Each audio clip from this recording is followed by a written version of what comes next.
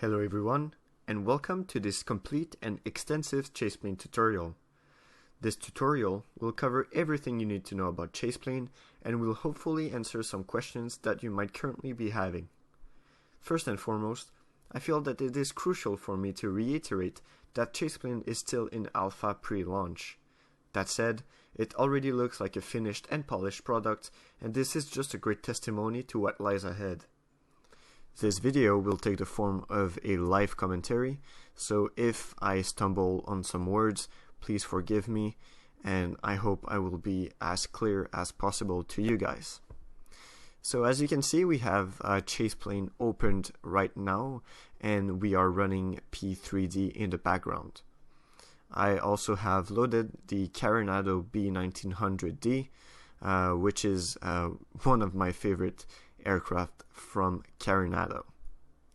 Currently, we are sitting at KSFO by Flightbeam, which is the best, simply the best KSFO scenery that you can buy for your money. It's absolutely stunning, and if you're interested, the link will be down in the description below. Alright, so this is Chaseplane interface, and if you come here from EasyDock, there's a big difference. And when I first installed Chaseplane, when I first launched Chaseplane, I thought this is what we really need. The sheer professional look of this software just tells you about the philosophy of the developers and what they really want to achieve with this software. And it, as I said, it already looks very good. It looks very professional, and it looks like a polished and finished product. So you can just imagine when it's going to be version 1. It's absolutely going to be outstanding. Alright, so in Chaseplane, you have currently 4 tabs.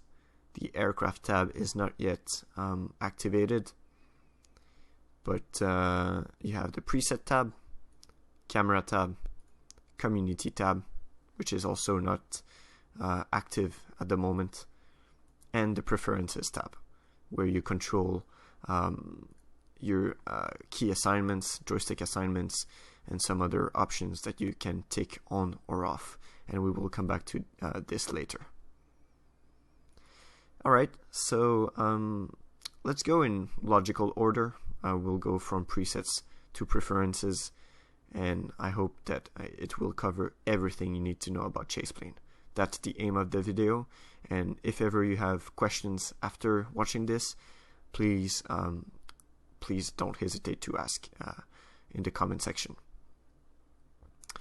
Alright, so as you can see, in the preset section, you have 3 main categories. You have onboard, which is self-explanatory. If I click on onboard, I go into the cockpit. So you have onboard presets, and by the way, these presets that you see right now were created by myself.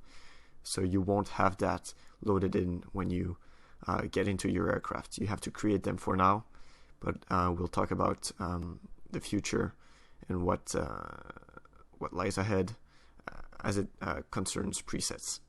It looks pretty good, so we'll talk about this later. So onboard presets, outside presets, and static presets. So the first thing I want to show you is how to create a preset. I feel as though this is the most basic thing you need to know.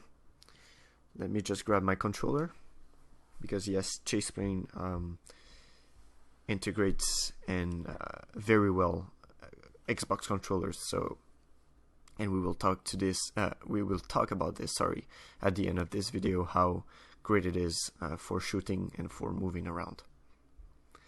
So as you can see, I have many different presets for onboard cameras. So let me just go through them. So PIC, the main panel, the fuel system, the center console, throttle quadrant, EFIS panel, and finally overhead panel.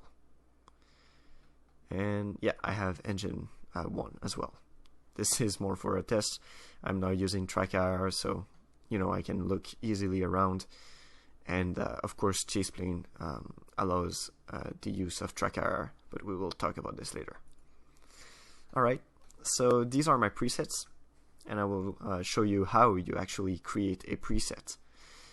To do so, click on the plus sign right here, and I'm going to show you this once.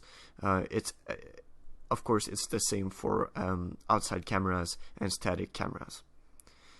So let's first of all, that's wrong. So what you want to do when you create a preset is actually move and move around, and place the camera where you want the preset to be. So let's say, let's say I want a large overview of the cockpit. I want this as a new preset. As you can see, when you move around, so let's just do that one more time.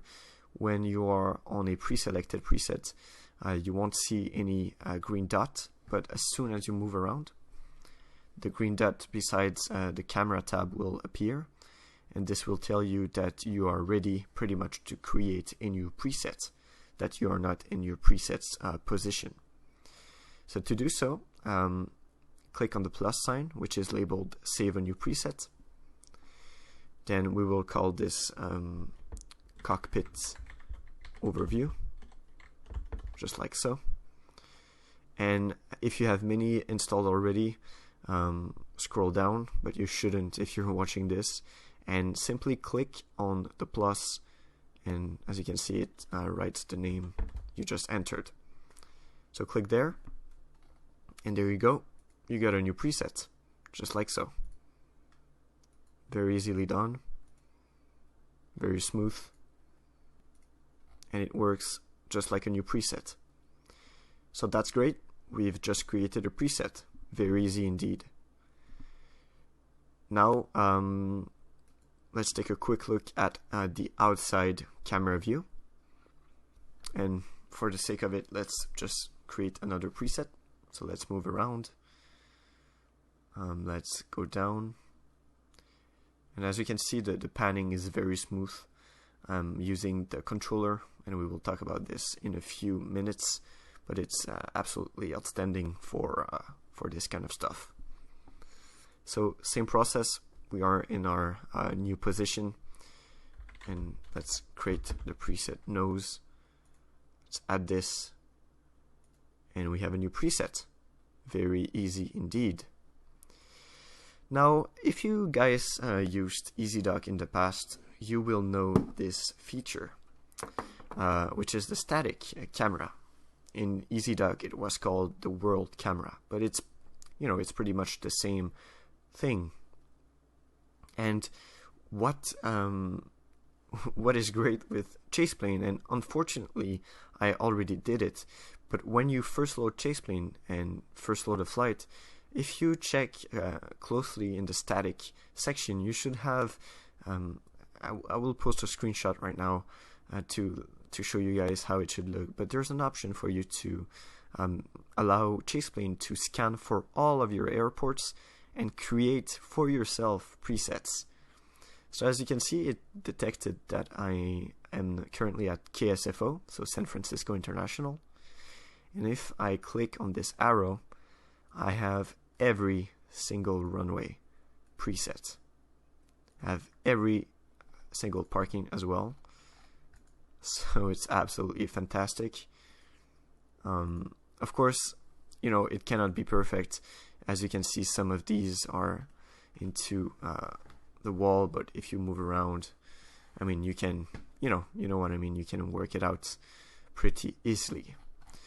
So instead of having to create your own camera views, just look at this. You can now, have them set for you directly, which is great. And of course, you have all the runways right here, and they may not look like buttons at first, so that's why you might think you cannot click on them, but they are. And of course, you can move around. So if you want to check your the approach, your aircraft arriving, and do a nice, kind of camera camera shot here, your 777 landing, and then you do it better than myself, of course, but you get the jazz. And of course, you can use everything in the static section. It's not limited. And yeah, so that's the static. Very innovative, very nice, very user-friendly. That's what really Chaseplane is all about. It's user-friendliness. It's absolute. It's great for that. It really is. All right. Now what I want to show you in the preset section is how to, make it more easy to access your different presets. You don't want to have to open Chaseplane every time to select different camera view. So what you can do is simply press left control. You have to hold it. Once you let it go, as you can see, it just disappears. And yeah, you can pretty much do anything from here. Of course, you can move up or down your camera. So as you can see, the main panel became the first camera, or well, it's labeled 0, but you know what I mean. Became the top camera, and you can move that back up as well. So this is useful when you start using the cycle feature and you want to cycle through in a specific order. So for example, if I scroll down, if I want my cockpit overview to be third from the bottom, when I cycle, I can move this up and down very easily, which is a nice feature. What I personally like to do with my Chaseplane is actually set joystick buttons to different cameras, which makes it very easy to quickly access the different views. So the blank sections right here, the blue blank is for a key button, and the red blank is for any controller button. So what I can do is, as you can see, you have this very nice interface that pops up. I just set a joystick button, so let's say button 14 in this case. Confirm this. Let's set another one for the main panel, so button 16, and that's going to do it for now. And now when I am in my cockpit, in theory, I should be able to move between both very easily, which is great. So according to me, this is really something you need to know. It really makes things easier to do. So you can move around very easily with by assigning joysticks or key buttons to your camera. So this does it for the preset section. Of course, this is going to be enabled later, but when we are gonna be able to download views and presets from the community, they should appear here, and you can also import presets from other aircrafts. So if you have similar looking aircrafts, let's say, I don't know, if you have the PMDG 737 and the iFly 737 for whatever reason, you can import your PMDG 737 into the iFly 737 presets. So it's very easy to set up your views that way. So this is pretty much it for the preset section. This is all you need to know right now. And as you can see, very easy to use and very straightforward as well. Now moving down to the camera section, this is where things get very interesting. So the first, in the camera section, you have three different tabs. So you have controls, turbulence, and advanced. And so the first, let's just cover this quickly. These controls are pretty much the same that you find here. When you move around, you can save as a new view preset. Just as I showed you, it's just for redundancy that they put it here. But you can use whichever, which is great. You can also copy content of this camera and paste to this camera if you have copied other content. So you can really, you can set all your preferences in turbulence and advanced sections and then copy and paste, and they will be the exact same. So the controls tab is very straightforward but very nice. It makes for very precise controls. So this is some sort of manual control, and you can set up your views in a very precise way here, which is very nice. And as you can see, you can do a lot of different actions with the camera, which is very cool indeed. And so you can play with this. Of course, if you have a controller, as I do, you shouldn't in theory need this. But if you don't, and if you only have like the hat switch button on your joystick, this is definitely a nicer and smoother way to set up new views. Yeah, very nice indeed, and you can do anything with them. To reset the view, double click on the dot, the gray dot. So this is quite important to know. So if you double click on it, double left mouse click, it will reset the view, which is very nice and very user friendly indeed. So as you can see, I just reset the zoom to 1, and I can zoom out and zoom in just like so. And if I zoom out too much and I don't want to have zoom in again, I just press and it goes back to default. Yeah, that's pretty much it for this section right here. Of course, you can enter manually the values, but I don't see why you should do that. It's much more, easy to use the controls in themselves. Good. And of course, you have global enable or disable. You shouldn't have to use this too often, but it's always there as an option. Alright, so now the turbulence tab. The turbulence tab can be understood as the effects tab as well. So it is categorized in 3 different and distinct sections. So you have the aircraft section, environmental section, and human section. So let's go over the aircraft section first. And just like we could do within the controls to reset to the default value, you can double tap on the dot, the controlling dot, and it will reset to default. But you have other options as well, and to go to these options, you can right click on your gray dot, and you can see 3 different options. The first one is reset to default, which is the same thing as double clicking on the dot.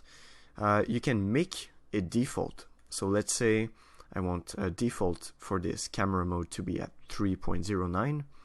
I right click, make this default, and whenever I move this and I want it back to the default position as I defined it, I just double click on it and it should be good. So this is a very neat feature, and you can also apply to every preset for this camera mode. So if you click this, 3.09 for the accelerations section will be applied to every preset within the cockpit. So very useful and saves you a lot of time indeed. So as mentioned, the aircraft section is separated in 4 distinct categories. So you have acceleration, gyroscopic, engines, and blast area. Sorry. So the accelerations section controls everything concerning the acceleration. So when you accelerate, when you decelerate, the effect that is going to be put on the camera, this is where you control the amplitude of the effect. And if you want to fine-tune these effects, you can click on Tune. So if you click on Tune right here, it opens up and you can control the different axes. So let's say you want more effect on the x-axis, you just move the slider up or down according to your liking. You can also select the effect, the amount of zoom you want to happen. You can also choose the amount of zoom you want to occur during the effect. So right now we are still on the ground, so we're not getting any acceleration effects, but during the flight and during taxi and takeoff and landing, this is going to come into play. Good. So moving to the gyroscopic effect, which is going to manage the effect that you get from your pitch, your pan, and your roll. Again, you can really play with the knobs and set them to your liking. And if you're not content with them, you can double click, and it will reset to default. All right, good. So this is for the gyroscopic movement. Once you're done, click the check mark, and let's go to the engines section. Same principle, but now you can play with the source and the frequency you want the effect to occur. I'm not quite sure yet what this is. I'm gonna have to ask around, but I will come back to you on this one. And just as the other two effects, you can play with the different axes and how much you want how much amplitude you want to happen on these axes. So again, it's a very straightforward and user-friendly interface. Allows you to really customize your settings to your own liking. And finally, in the aircraft tab, you have the blast area. So of course we are now in the cockpit, so we won't get any effect from this. But if we are outside and you happen to move the camera behind the engine, you're actually going to get a very nice effect of the engine blast. So if you saw the Chaseplane trailer, this was a big feature that was, marketed towards the consumers. So it's a very nice feature. All the features they implemented really add this immersion feeling when they all play together, and this is what's really unique about Chaseplane.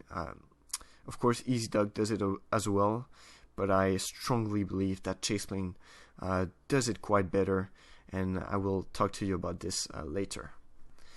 Of course, this is not to say that EasyDuck is not an option. I've used EasyDuck for years. It's great. It does its job very well. But I just feel like the competition in Chaseplane really got the upper hand on EasyDuck. But again, it's about personal opinions, personal preferences. My goal today is just to really tell you how to properly use Chaseplane. Good. So this little rant out of the way. Environmental effects, very straightforward. So you have ground and wind effects. For the ground effects, so when you're rolling, when you taxi, land, take off, whatever, every time your wheels are on the ground, it's gonna play an effect on the camera, just as in real life when your head shakes, when your little tiny Cessna wheels bump all over the place. Again, you can fine-tune to your own desires the ground vibrations. So you can fine-tune the X, the Y, the Z axis, the pitch, the pan, the roll, and the frequency you want the vibration to occur. And this is really up to you. It's your personal preferences, so I cannot really tell you how to set them. If ever in the future you want my own settings, I will show you gladly. Finally, in the environmental section, the wind vibrations. So very straightforward, speaks for itself. When you're in flight, your aircraft will bump into some wind, hopefully, and This is just where you set the amount of effect you want that to have on the camera, and you can fine-tune it to your own liking. Finally, in the turbulence tab, or the effects tab, as you prefer, the human section, and this is to me this is a very nice feature. It's really innovative and adds to the immersion without a doubt. So the first one is breathing. So as you can see, it's already, well, hopefully our pilot is breathing right now. There's an effect right now. It's very subtle, as in real life. We don't really notice our head moving around when we breathe, but it does. And of course we can amplify that to a very high extent, very unrealistic extent, but you can do as you wish. And if you go into fine-tuning it, you can really play with with the different axes. So if you really have an out-of-shape pilot that breathes very hard, well, yeah, this is what you're gonna get, and it wouldn't do for a very pleasing flying experience. Let's put it this way. So let's double click on them. So reset them to default, and reset this to default as well. Finally, anticipation, pretty much like horizon hold from EasyDock, if you're accustomed to this option. So when you fly, if you pitch up and down, if you if you apply some ailerons, some rudder during your flight for turns, your head is going to follow the turn, so you anticipate the movement, which is a very nice feature. If you don't own Track IR, it can be very nice indeed to really see where you're going, and not to have to use the hat switch on your joystick too often. And finally, follow horizon. This is much more when you taxi on the ground. Very nice feature as well. So when you go to the right or to the left, the movement of your head will follow the movement of the aircraft. So again, it's all about anticipation and making the flying experience more user-friendly and more realistic. And finally, to conclude the section on the turbulence section, I just want to add that if you move the sliders, they go up to 24, but you can manually enter any value. So it can go up pretty far. I spoke with the developer a few days ago, and I cannot remember the exact number, but as you can see, I just set 100. But manually, you can you can overpass this 24 barrier. Alright guys, so now to the advanced tab. Again, very easy to use. 3 different sections. This is for the movement speed, this is for the rotational speed, and this is for the zoom speed. So the movement speed is very self-explanatory. The more I increase the speed, the faster my movement are going to be. As you can see, it can get pretty hectic, but you get the point. And again, I can right click and do as I told you before, and double click to reset as default. This so you set the speed in under this this speedometer icon, and to set the inertia or the smoothness of the movement, you're going to under this icon, and if I really set that too high, as you can see, I have a lot of inertia. So if I move around, I let go of the joystick, it still it still moves until it completely stops. So this is for that. Now rotational speed again speaks for itself. The more I now I'm holding the middle mouse button, the more I increase the speed of this, it's going to be more jittery, of course, but it's going to be faster. So if I bring this up again, if I really bring this down low, as you can see, it's very slow. So this comes down to personal preferences, and for the zoom, same thing, just increase or decrease the speed of the zoom. And as you will have noticed, we are under the global tab. So this is going to set the settings for any controllers. So whether you're using your mouse, your keyboard, your joystick, or your your Xbox controller, this icon right here is for the controls, so the manual controls, and this is for the mouse. So the global, now as you can see, it's highlighted green, so it's under the global, it's following the global settings, so which is really cool. So as you can see, I just increased this to 1.32 and then went up to 1.32 in each section. But again, same principle if you want to fine-tune your controls for each section. So let's say I don't want the same speed on my keyboard, the same speed that I have on my controller. You can do it. You can do it manually as well. So that's that for the speeds, the different speeds, and how you can set your different controllers. Now in the Advanced tab, you also have different options right here. So the first one is tracked aircraft, and some people can be confused by track aircraft. Let me show you what it does. If I don't have track aircraft enabled, as you can see, I can move all around freely, so there's no restrictions whatsoever. And if I enable track aircraft like this, when I move, as you can see, it's not a free movement. It's really going to track the aircraft. If you know, in FSX and in P3D, this kind of compares to the locked spot view.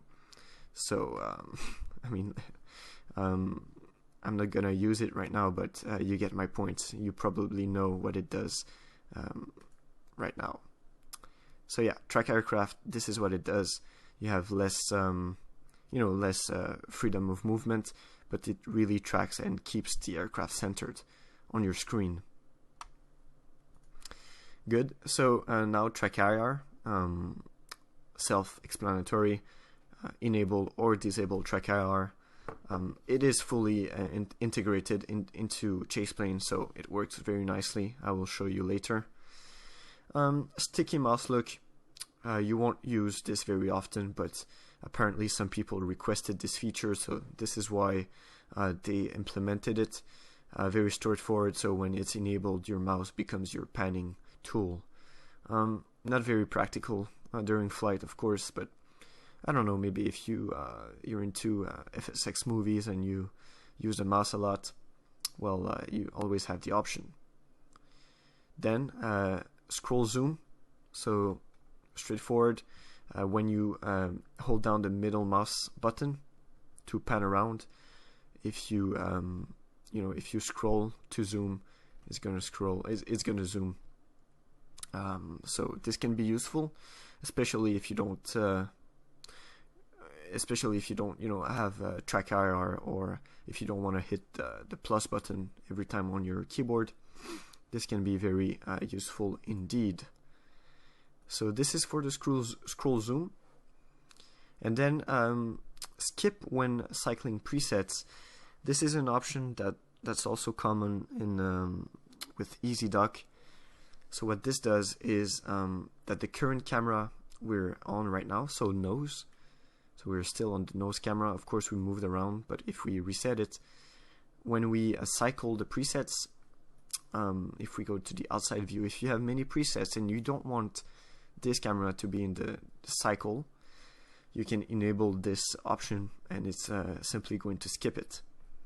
So if you don't want to use this this camera view too often, just enable this, and when you cycle through your presets, it's not going to be included. Alright, so moving down to the transition section, this is very cool. Of course, you can set the length of your transitions. I personally recommend around 400, 450. You don't want your transitions to go on for too long. So this is, again, self-explanatory. You can try it for yourself and select the best settings for yourself. And then if you click on the function right here, you have a ton of different functions for the transitions. The one I recommend is the quartic one, so and the middle one, so this one right here. So it starts slowly and it finishes smoothly as well. So it's a very nice preset. But you can, again, what's great with this is that you can, just play around and find your favorite function for transitioning. Mine is quartic, so if you want to take that as an advice, try it out. If you like it, that's great. So yeah, and again, great feature. If you right click on the transition, you can reset to default. So in this case, default is cubic, but if I want to set quartic as default, which I will do, is I'll just right click and make it default. And what is very nice is that you can apply to every preset.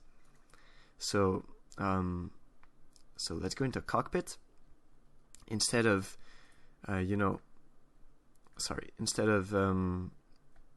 having to set the transition function for every preset, let's just make it default for the cockpit presets and apply to every preset. So now, in theory, let's go to the fuel system, go to camera, and as you can see, it's set as a quartic. So very nice, very cool. And same can be done with speed as well. So instead of setting up the speed for every preset in your cockpit, if you want it at 400 and something, let's make it default and let's apply to every preset. So now if I'm in the PIC and I want to go into the throttle quadrant, there's not going to be any weird speed transition and function transition. It's all going to be the same, because we have set the same preset for every the same setting for every preset. So very nice, but keep in mind that you need to know these basic functions, so it makes your life easier with Chaseplane. Alright, so moving down to the stabilization section, which is still experimental. This is more it's more experimental. But so gimbal, you can enable the gimbal. I don't know if you guys know what a gimbal is, but it's a stabilizing device. So let's say you want to create a nice effect, and let's go on the wing. Let's say you wouldn't do this on a B1900, I don't believe so. But if you want to do this, on your own little Cessna, if you want to set a camera on the wing, so let me just do it. Let's set it here. So let's say you have a GoPro sticked on the wing right now. If the gimbal is enabled, it's going to try and stabilize the motion, which is very cool. It's a nice feature. I still have to fool around with it to really understand what it does, but a gimbal in principle is something that stabilizes the view. And very nice feature. Always cool to have these options. And then absolute positioning. I've spoken with the developer a bit, and it's still a pretty mysterious option. It should act in theory as he told me it should act, like log view. So it's somewhat the same as track aircraft. But I'm gonna put some explanations in the description down below. But for now, I don't use it. But if I ever come to use it, I'll tell you how to do so and why, in which case you should use it. Alright, and finally the framing overlay. For all of you guys who produce videos on YouTube and really want that precision shot, well, you can enable the framing overlay. And if we go into our simulator, there you go. So let's say you're playing a replay and you want to really have this aircraft centered. You can use the framing overlay. Now you may ask, yeah, but I don't want to see that in my video. Well, it actually will not appear.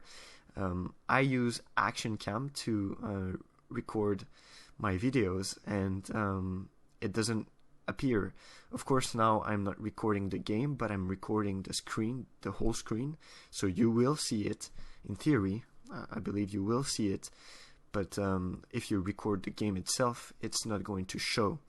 So it's really cool. It gives you, you know, as you can see, it gives you the heading, the pitch angle of the camera and whatnot. And if we go back to Chaseplane, we can show the aircraft attitude as well. So it's going to show the aircraft attitude right here. So, I mean, I haven't used it so much as of yet. This might be for more, you know, professional looking videos for, you know, products and whatnot. But again, you can make very professional looking videos without this, but it's a very nice option, very nice feature indeed. And finally, to conclude the camera section, one of my favorite new implementation within Chaseplane, well, maybe not favorite, but a very nice one, is the cinematic mode. So if you enable this, it's going to, you know, do some nice panning shots, and it's going to change views smoothly. So when you're in flight, there's an option. That while you're cruising, it's going to activate automatically, and you can look at your pretty aircraft from the outside without doing anything. So very nice. And I think I will finish this video with, you know, cinematic mode activated. So if we go down to community, again, community is opening soon. This really will be a groundbreaking point for Chaseplane, when everyone's gonna be able to share their presets and rate the presets. So, you know, let's say the preset for the new 747 by PMDG. If people like my preset and upvote it, it's gonna be displayed as one of the first for this airplane. And it's really going to, you know, unify the whole community and make the process of setting up cameras much easier. So if we go down to preferences, which is the last tab we're going to take a look at today, it's very extensive and very nice. You have very nice customization options. So the first one is experimental versions. So you want to have that enabled. I always like to get the best, you know, the most advanced features that they release. If you don't want this enabled, it's going to upgrade every time they have a stable version that is released. So, but I definitely have this enabled. I have not run into any problem as of yet, so really I recommend that you check this. And as default, it is not checked, so make sure you check this. You can disable advanced features if you don't want, you know, testing stuff. But then again, I don't see why you would do this. You can minimize to taskbar. So when you minimize, it's going to go into your taskbar, which is cool, I guess. You do as you wish. The close button should minimize. So in case you mistakenly close, if you have this enabled, it's going to minimize instead of closing the whole thing.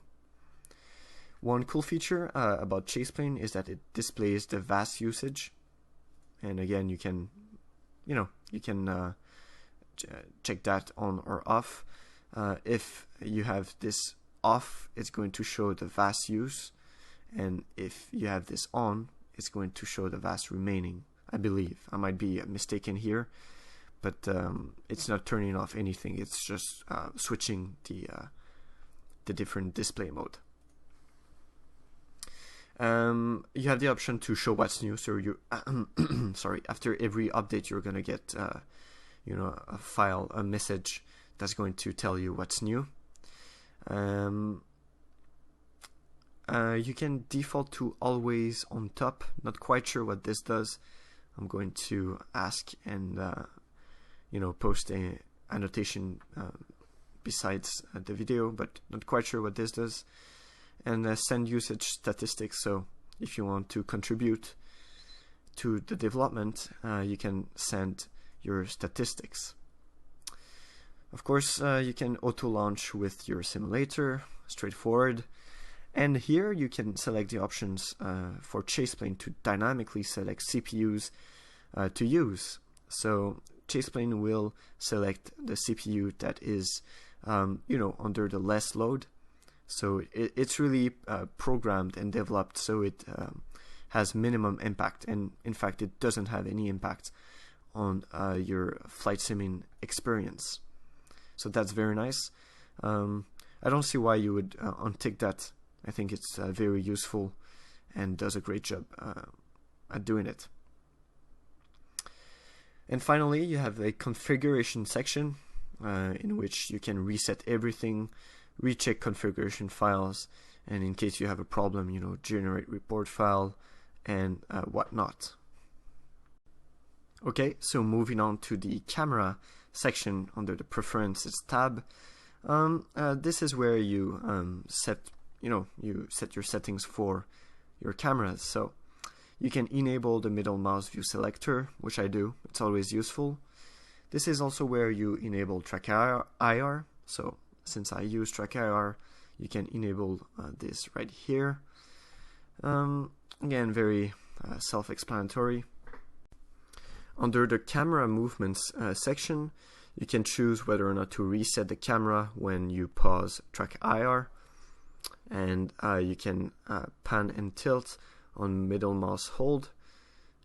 So again, this is pretty much just enabling middle mouse. Under this, you can choose the option to zoom while holding the middle mouse and scrolling, pretty much the same thing as we saw earlier.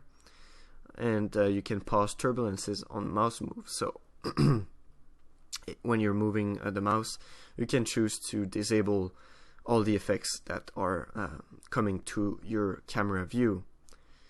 And again, you can pause turbulences if you use slew mode. Then you can set the speed boost. The boost is actually very useful, especially for those who shoot videos. When you're outside the aircraft and you don't want to, you know, increase the speed every time you want to select a different view, you can you can boost to your next shooting location while holding a button. So I have on my Xbox controllers, I have the Y button set as the speed button, the boost button. So it makes for a very easy usage. And sorry, and finally the cinematic mode. So you can disable it in high VAS conditions, and then you can just you know, play around with the settings on if you want to auto enable it above flight level 180 after 10 minutes, or you know, after 120 minutes, or yeah. So this is where you play around with the settings for the cinematic mode. So if I increase the speed, it should increase ever so lightly the speed. And finally, the controls assignment. Very laid out, very easily laid out, and there's even a search function. So if you want to search for something in particular, and it's also linked with other things that could be related, so it's very easy to use.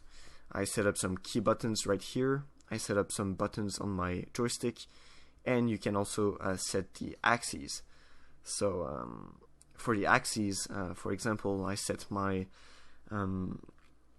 Xbox controller, so it makes for a very smooth experience while panning around.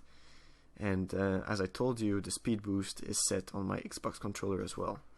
So, and when you just want to select something, you just click on it and click on the key or on the joystick button you want to use.